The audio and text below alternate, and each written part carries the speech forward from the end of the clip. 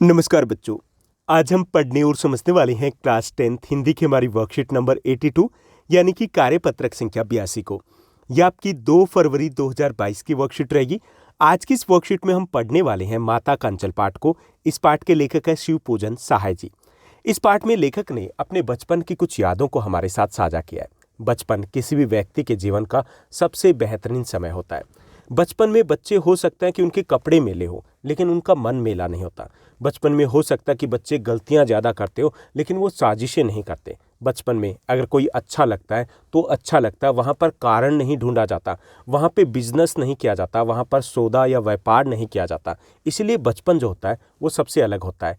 बचपन में सिर्फ और सिर्फ प्यार होता है, लगाव होता है, अपनेपन की भावना होती है और खुशियाँ होती है। चलिए शुरुआत करते हैं हम आज की इस वर्कशीट की। प्यारे बच्चों, आज हम एक नए पाठ का शुभारंभ करेंगे जिसमें हम अपने बचपन की यादों को तरोताज़ा करने का प्रयास करेंगे। केवल पाठ ही नहीं, हमारी नई पाठ्य पुस्तक कृतिका का भी अवलोकन करेंगे। श्री शिव पूजन सहाय जी द्वारा लिखी कहानी माता का अंचल का हम अध्ययन करने वाले हैं।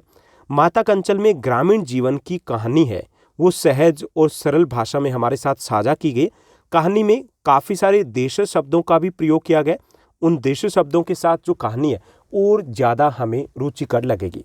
सबसे पहले हम बात करेंगे शिव पूजन सहाय जी की, जो इस कहानी के, इस पाठ के लेखक हैं। शिव पूजन सहाय जी का जन्म बिहार के भोजपुर जिले के गांव उनवास में 1893 में हुआ था।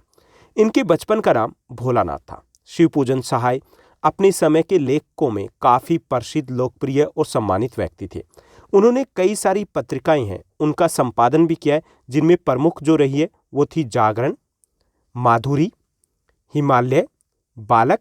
इसके साथ साथ वो हिंदी की प्रतिष्ठित पत्रिका मतवाला के संपादक मंडल में भी रहे हैं।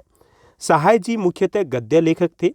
देहाती दुनिया, ग्राम सुधार, वे दिन वे लोग, समृति शेष आदि उनकी प्रमुख गद्य कृतियों में से एक रही हैं। और साहित्य सेवा करते हुए 1963 में उनका देहांत हो जाता है। यानी शिव पूजन सहाय जी की बात करें तो उनका एक विशेष नाम रहा है हिंदी साहित्य में। यहाँ पर हमें कुछ पंक्तियाँ दी गई है इसी पाठ में से कि जहाँ लड़कों का संग वहाँ बाजे मृदंग, जहाँ बूढ़ों का संग वहाँ खर्चे का तंग। यहाँ पर ये कहावत है, आमतौर पे गांव में इसे बोला जाता है, कहा जाता है कि जहाँ पर हम उम्र के बच्चे होते हैं वहाँ पर मौज मस्ती होती है, और जहाँ पे बड़े बुजुर्ग होते हैं वहाँ पर आमतौर पर मौज मस्ती की बजाय अनुशासन अधिक होता है, क्योंकि उस वक्त सभी मोह माया में उलझ चुके होते हैं। चलिए इसी पाठ के एक अंश को हम पढ़ते हैं और उसके बाद इसी पर आधारित रहेंगे हमारे आज के कुछ आसान से प्रश्न जिनको हमें हल करना है। तो यहाँ पर लेखक अपने बचपन की घटना बता रहे हैं कि बचपन में कैसे उनकी सुबह की शुरुआत हुआ करती थी। हमारे पिता तड़के उठकर, यानी कि सुबह जल्दी उठकर निबट नहाकर पूजा लाड़ने बैठ जाते, यानी कि पूजा करने बैठ जाते थे। हम बचपन से उनके अंग लग गए थे। अंग लगने का अर्थ है कि बचपन से ही वो उनके लाडले थे, यानी कि उनसे विशेष लगाव हो गया था बच्चों को अपने पिता से। तो माता से केवल दूध पीने तक का नाता था, यानी कि वो ज़्यादातर पूरा दिन था वो अपने पिता के साथ ही रहा करते थे। और माता के पास दूध पीने का नाता मतलब माता के पास सिर्फ जब पेट खाली होता था, भूख लगती थी, तभी वो अपनी माता के पास आया करते थे। इसलिए पिता के साथ ही हम भी बाहर की बैठक में ही सोया करते थे। हम अपने साथ ही, जो उनके पिता थे वो अपने साथ ही हमें, यानी कि लेखक को उठाते थे, साथ ही नहला धुलाकर पूजा पर बिठा दिया करते थे। आमतौर पे ऐसा ही होता है कि जिस घर में जिस प्रकार की परंपरा होती है वैसे ही जो संस्कार है वो बच्चों में आते हैं। जैसे कुछ घरों में सुबह उठ करके हमें मंदिर, मस्जिद या जो गुरुद्वारा साहिब है वहाँ पर जाना होता है। तो जहाँ पर जिस घर में जैसी परंपरा होती है वैसी परंपरा, वैसी आदतें हैं वो बच्चों में आती है। तो यहाँ पर लेखक के घर में जो आदत थी सभी की कि सुबह जल्दी उठना होता था, और सभी जो सदस्य होते थे वो सुबह जल्दी उठने के बाद, नहा धोने के बाद पूजा पाठ किया करते थे। तो लेखक है उनको भी एक सेम ही उनका रूटीन होता था कि उनको भी सुबह जल्दी उठाकर नहला धुलाकर पूजा करने के लिए बिठा दिया जाता था। हम भभूत का तिलक लगा करके उनको दिक करने लगते थे। यानी कि भभूत क्या होती है कि जैसे जहाँ पूजा स्थल होता है या जो अग्नि कुंड होता है उसकी जो भस्म होती है उसको भभूत कहते हैं। तो उनके माथे के ऊपर भभूत का तिलक लगा दिया करते थे और वो वहीं पर उनके साथ ही बैठ करके पूजा पाठ किया करते थे। कुछ हंसकर, कुछ झुंझलाकर, कुछ डांट कर वह हमारे चौड़े लीलार में त्रिपुंड कर देते थे, यानी कि कभी हंसकर कभी झुंझलाकर। तो हमारे चौड़े लीलार, लीलार का अर्थ होता है माथा, कि चौड़ा जो माथा था उसमें वो त्रिपुंड मतलब जैसे आपने देखा होगा कि 3 उंगलियों से इस प्रकार का तिलक लगा दिया करते थे। हमारे लीलार में भभूत खूब खिलती थी। और जो बच्चे होते हैं, बच्चों के तो अगर कुछ भी वो करते हैं वो कुछ अलग ही लगता है, अच्छा लगता है, प्यारा लगता है। तो लेखक कहते हैं कि उनके माथे पर जब वो तिलक लगाया जाता था, जो त्रिपुंड लगाया जाता था, वो बहुत अच्छा लगता था। सिर में लंबी लंबी जटाएं भी थी, बाल भी उनके लंबे लंबे होते थे और भभूत रमाने से वो खासे बम भोला बन जाते, यानी कि वो शिव शंभू है उनकी तरह लगते थे। तो ये था इस पाठ का एक अंश जिसमें हमने समझा कि किस तरीके से लेखक और उनके परिवार की सुबह की शुरुआत हुआ करती थी। अब इसी वर्कशीट पर आधारित रहेंगे कुछ आसान से प्रश्न जिनको हमें हल करना है। तो यहाँ पर हमें काफ़ी सारे क्वेश्चंस दिए गए। इसके साथ साथ जैसा कि हर हिंदी की वर्कशीट में आजकल हमें मिल रहा है, 2 हमारी एक्टिविटी यानी कि गतिविधि रहेगी। तो 5 जमा में 2, 5 जमा 2 नहीं, 6 जमा में 2 यानी कि कुल 8 प्रश्न हमें यहाँ पर हल करने हैं। तो चलिए देखते हैं पहले प्रश्न को।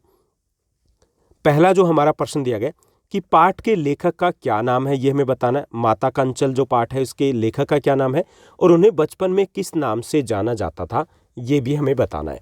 तो इस पाठ के लेखक श्री शिवपूजन सहाय जी हैं और उनके बचपन का नाम भोलानाथ था। उसके बाद दूसरा हमारा प्रश्न है कि लेखक का साहित्यिक परिचय लिखिए।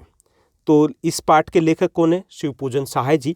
शिवपूजन सहाय जी सहाय जी ने कई पत्रिकाओं का संपादन किया है, जिनमें जागरण, माधुरी, हिमालय, बालक आदि प्रमुख है। सहाय जी की प्रमुख गद्य कृतियों की बात करें तो उसमें देहाती दुनिया, ग्राम सुधार, वे दिन वे लोग, समृद्धि शेष आदि प्रमुख है। तो ये हो गया इनका साहित्यिक परिचय कि उनका साहित्य में, हिंदी साहित्य में क्या योगदान रहा है। उसके बाद तीसरा हमारा प्रश्न दिया गया। तीसरा हमारा प्रश्न है कि लेखक के अनुसार वे बम भोला कब बन जाते थे। तो लेखक का जो ललाट था, माथा जो था वो चौड़ा था और बाल लंबे थे। जब ललाट यानी कि माथे पर भभूत लगा दी जाती थी तो वे बम भोले बन जाते थे। उसके बाद चौथा हमारा प्रश्न है कि लेखक के अनुसार प्रातः काल में उनके पिता की दिनचर्या क्या थी, यह हमें बताना है। तो लेखक के पिताजी सुबह जल्दी उठकर पूजा पाठ करने बैठ जाते थे, यही उनकी दिनचर्या थी। उसके बाद 5वां हमें प्रश्न दिया गया, ये भी आसान सा प्रश्न है कि भभूत से आप क्या समझते हैं, हमें बताना है कि ये भभूत क्या होता है। तो भभूत का अर्थ है कि जो यज्ञ कुंड होता है, जो अग्नि कुंड होता है या पूजा स्थल होता है, वहाँ के भस्म को भभूत कहा जाता है। उसके बाद छठा हमारा प्रश्न रहेगा। छठा प्रश्न है कि जहाँ लड़कों का संग वहाँ बाजे मृदंग, से आप क्या समझते हैं, ये हमें बताना है। इसे हमें अपने शब्दों में समझाना है। तो इस पंक्ति का अर्थ है कि जहाँ युवाओं का संग होता है वहाँ पर हर्षोल्लास का वातावरण होता है, हंसी खुशी का माहौल होता है। समान आयु वाले युवा जब एक दूसरे के साथ होते हैं तो वे खूब मौज मस्ती करते हैं। उसके बाद 7वां हमारा प्रश्न है। 7वां प्रश्न एक गतिविधि है। यहाँ पर हमें बताने हैं कि इस कार्यपत्रक में आए कुछ कठिन शब्दों को अर्थ सहित हमें लिखना है। तो तड़के शब्द आया, इसका अर्थ है प्रातःकाल, बहुत जल्दी की जो सुबह होती है उसको हम तड़का बोलेंगे। उसके बाद अंग लगने का अर्थ होता है लगाव होना और भभूत का अर्थ होता है भस्म। ओके, इसके अलावा भी कोई शब्द अगर आप लिखना चाहो तो वो लिख सकते हो। उसके बाद 8वां हमारा प्रश्न है, ये भी एक एक्टिविटी है, गतिविधि है कि आप अपने बचपन और वर्तमान दोनों समय की प्रातःकालीन दिनचर्या लिखिए। ओके, हमें अपना रूटीन बताना है। तो बचपन में मैंने आपके अकॉर्डिंग लिखा, ये मेरी रूटीन नहीं है। तो बचपन में मुझे सुबह जल्दी 6:20 पर उठाया जाता था, फिर जल्दी जल्दी तैयार होकर पूजा करनी होती थी। 7:30 बजे ब्रेकफास्ट करके 7:55 पर स्कूल पहुंचता था। ओके, तो ये बचपन का रूटीन हो गया कि कैसे भागम भाग हुआ करती थी। वर्तमान की बात करते हैं। वर्तमान मतलब अब की अगर बात करें तो वर्तमान में बोर्ड की कक्षा होने के कारण मैं सुबह 5:10 पर उठता हूँ। 7 से 8 बजे के बीच में नहाना धोना पूजा पाठ करता हूँ। ब्रेकफास्ट के बाद फिर से पढ़ाई का रूटीन होता है। तो ये अभी का आपका शेड्यूल हो गया। तो ये थी हमारी आज की वर्कशीट। उम्मीद करता हूँ कि सब कुछ आपको अच्छे से समझ में आया होगा। अगर आपको ये वीडियो, ये वर्कशीट अच्छी लगी तो इस वर्कशीट को लाइक और शेयर जरूर कीजिएगा। आज के लिए बस इतना ही। Thank you, bye bye, have a nice day.